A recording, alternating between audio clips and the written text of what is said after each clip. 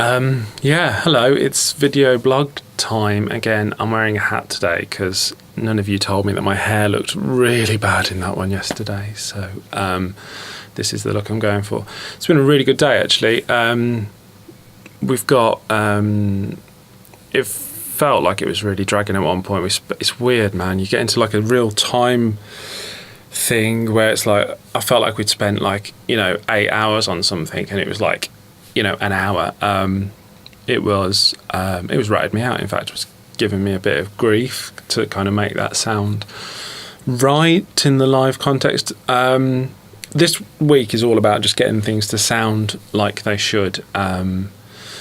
Next week we'll kind of get into the whole kind of how do you make the gloves kind of make the sounds and all that stuff. And then hopefully week 3 is when I learn it all, and then week 4 is the really exciting, I'm going to use the word exciting, not scary, the really exciting bit when I go all around the UK showing people all this stuff that we've been up to. To clarify that point, it's important to say that it is exciting to go on tour. But I spoke on Twitter the other day a little bit about anxiety and about the kind of feelings that come with doing this sort of thing. And just wanted to sort of like flag some of those things up. I'll probably write some blog stuff about this, but just to kind of think out loud for a minute.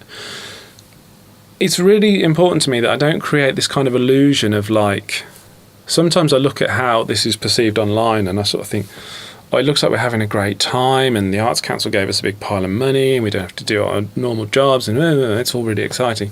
It's also really nerve-wracking. Obviously, anyone who's worked with me in a live music context knows that I get really kind of stressed, and it's not the easiest thing for me to get up on a stage.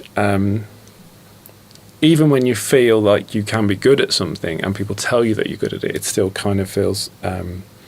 the lead-up can be horrible. It's comforting and kind of alarming to realise, of course, that, you discover later on in life that even the people who influenced you and your heroes have those same feelings, and it doesn't really go away. But I think there's an added issue here with, like, as a disabled artist, especially when you see disabled people in the media and you see people being a bit more successful. This is really like the most common area where this is an issue is with sport. And then we've got this kind of idea of like we paint disabled people who are visible in that way as almost being kind of superhuman, or you're kind of a superhero kind of thing. Certainly the way that the Paralympians are spoken about is quite unrealistic. And I'm conscious of just like, I don't want to contribute to the illusion. I think that there'll be a lot of media and there'll be enough talked about. There's enough, I've done enough interviews and there's enough going on that people will talk about this in a light that makes it sound so kind of, wow, Imogen Heap came along with these gloves and it, like all these amazing songs and there's all this hype and all these gigs and blah, blah, blah. And it's all really, really good.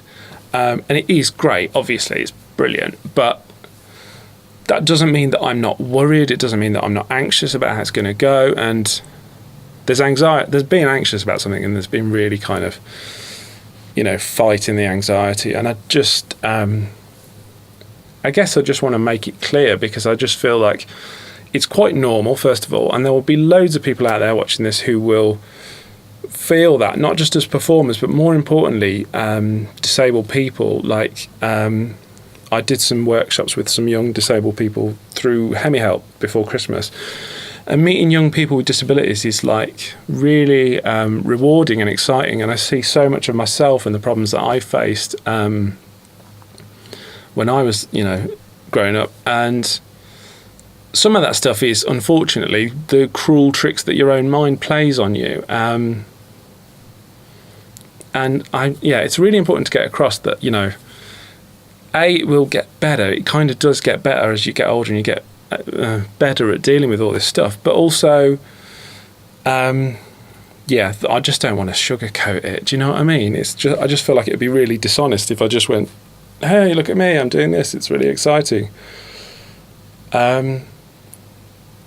It's normal to be stressed out a little bit. I guess as well as a bit of a guilt that comes with it. You sort of feel like, you should stop whinging about getting your own way for the first time in ever, really, career-wise.